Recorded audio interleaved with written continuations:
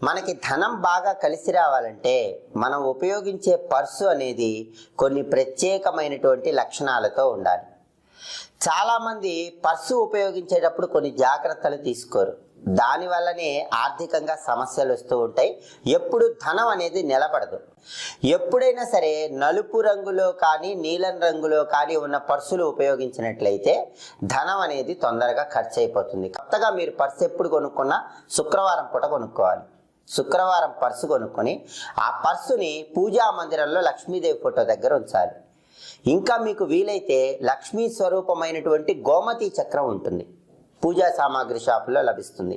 ఆ గోమతి చక్రం ఒకటి, గవ్వ ఒకటి కొనుక్కోండి. ఒక గోమతి చక్రము, ఒక గవ్వ, ఈ రెండింటిని కొత్తగా కొన్న పర్సులో ఉంచి లక్ష్మీదేవి ఫోటో దగ్గర ఉంచండి.